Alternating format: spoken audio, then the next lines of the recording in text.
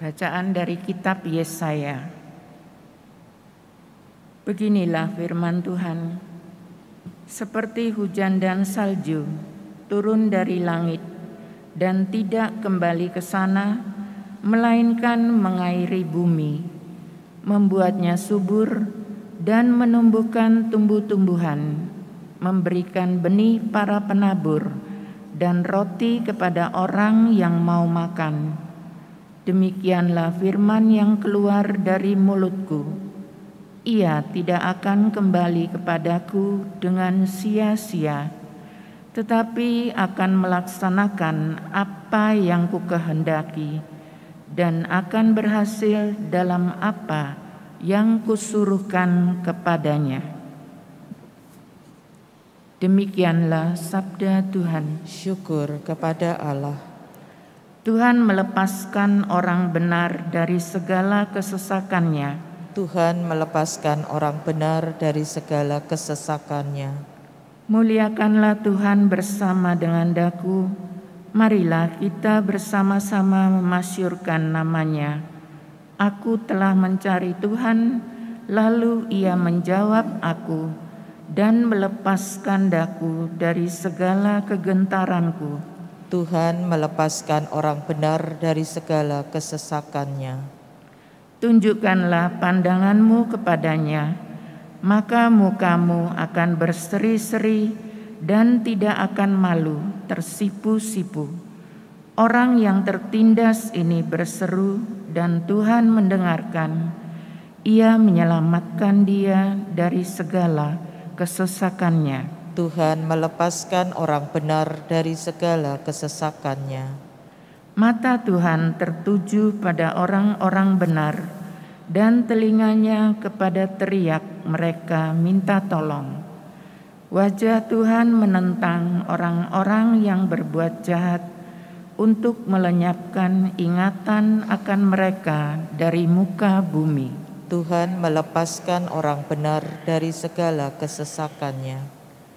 Apabila orang-orang benar itu berseru-seru, Tuhan mendengarkan.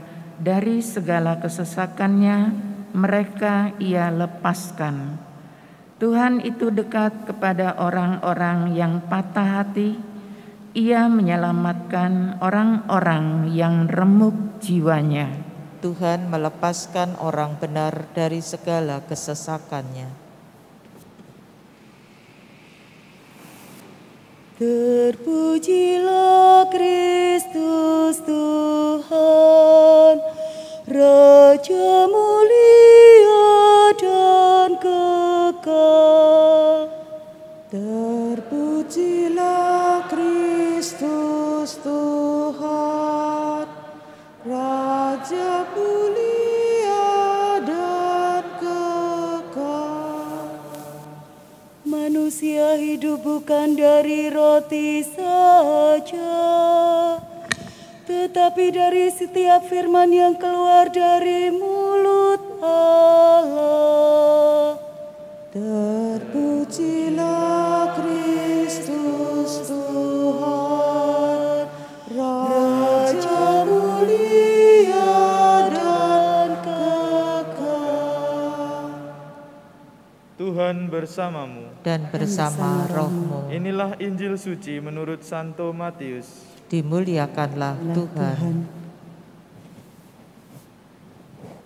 Dalam khotbah di bukit, Yesus berkata kepada murid-muridnya, "Dalam doamu janganlah kamu bertele-tele, seperti kebiasaan orang yang tidak mengenal Allah. Mereka menyangka bahwa karena banyaknya kata-kata, doa mereka dikabulkan.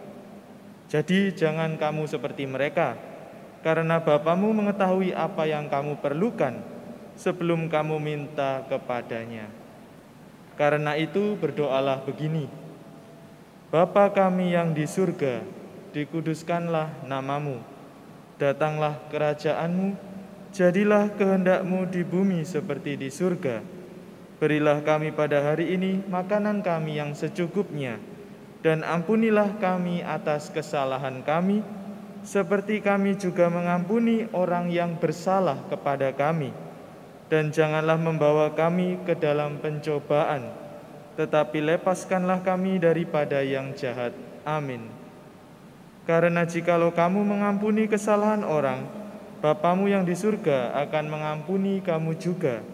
Tetapi jikalau kamu tidak mengampuni orang, Bapamu juga tidak akan mengampuni kesalahanmu. Demikianlah sabda Tuhan. Terpujilah Kristus.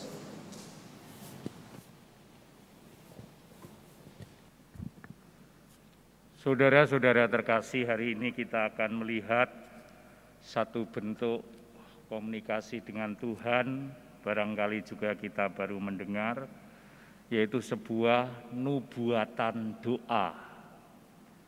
Bacaan pertama menunjukkan nubuatan doa yang disampaikan oleh Nabi Yesaya, dan itu digenapi oleh mereka, terutama kita melihat yang mau menjadikan apa yang disampaikan oleh Nabi Yesaya, yaitu firman Tuhan terlaksana. Kita mendengar tadi bagaimana dalam bacaan pertama Nabi Yesaya mengatakan bahwa demikianlah setiap yang keluar dari mulutku, ia tidak akan kembali kepadaku dengan sia-sia, tetapi akan melaksanakan apa yang kukehendaki dan berhasil dalam apa yang kusuruhkan kepadanya. Jadi firman yang sudah disampaikan oleh Tuhan itu tidak akan pernah ditarik sebelum dia berbuah. Ya. Maka kalau firman yang disampaikan untuk umat beriman ini tidak bisa melakukannya, itu tidak akan pernah ditarik oleh Tuhan. Satu contoh, kita begitu sulit kan mengampuni, tetapi ketika orang tidak bisa melakukannya atau kesulitan, sekali-kali firman itu tidak akan diubah atau ditarik oleh Tuhan. Ya karena manusia tidak bisa, sudah saya ubah aja. No. Kita melihat dari apa yang disampaikan oleh Nabi Yesaya bahwa demikianlah firman yang keluar dari mulutku tidak akan kembali kepadaku dengan sia-sia. Artinya harus berbuah dulu. Dan itu kita melihat bagaimana kemudian hal ini ditujukan untuk Yesus Kristus. Nah, dalam Matius 7 tadi kita mendengar bagaimana Yesus menjadi penggenap nubuatan dari Nabi Yesaya ini karena dia melakukan firman itu. Ini suatu hal yang luar biasa. Karena Yesus sudah melakukan, maka kita menyebut doa ini adalah doa Bapa kami. Ini bukan doanya Yesus. Ya. Jangan salah. Ini juga doa Bapa kami itu juga bukan doa anak-anak. Sebab apa? Biasanya dikatakan itu doa anak-anak. Itu kita katakan apa itu doa yang sehari-hari dengan gampang kita ucapkan. Justru ketika Yesus bisa menggenapi nubuatan ini, dia menyampaikan lagi kepada umat perjanjian baru, yaitu kita ini. Untuk apa? Genapi. Seperti aku telah menggenapi, maka doa Bapa kami adalah doa yang diajarkan Yesus. Bukan doanya Yesus. Doanya Yesus banyak. Ya, ketika dia berhadapan dengan sakratul maut, ya, dia berdoa untuk kita, itu doanya Yesus. Tetapi doa Bapa kami itu doa yang diajarkan. Dan kita harus menggenapinya. Saya yakin jujur kita semua hampir tiap hari doa Bapa kami. Tapi apakah nubuatan Yesus ini terpenuhi? Terakhir dikatakan bahwa jika kamu mengampuni kesalahan itu sejajar dengan seperti kami, ampunilah kami atas kesalahan kami.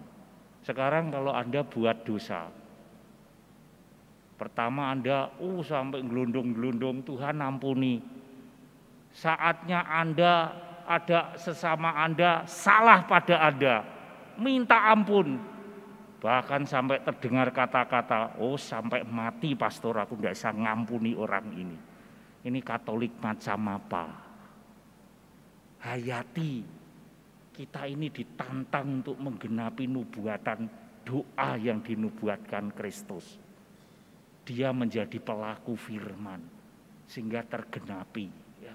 Gampang kalau kita minta rezeki, merem iso. Maka ini ditempatkan terakhir karena apa? Kita kesulitan sekali mengampuni orang. Mending saya daripada ngampuni tak tukar uang pastor. Loh, orang Katolik kok doanya sampai mati aku ndak bisa mengampuni. Atau ungkapan lain, saya bisa memaafkan pastor, tapi untuk melupakan no way. Mengampuni itu identik dengan melupakan, selesai. Itulah tantangan nubuatan doa pagi hari ini. Mungkin kita juga baru mendengar apa itu nubuatan doa.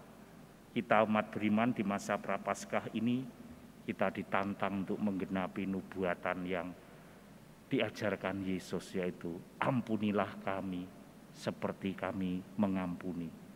Adakah kita dengan mudah untuk mengampuni sama?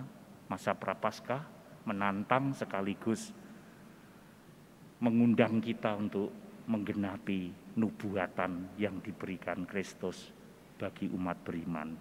Kiranya Roh Kudus membantu kita untuk menggenapi nubuatan doa yang diajarkan Kristus. Berkat Allah menyertai setiap upaya kita mengampuni sesama. Amin.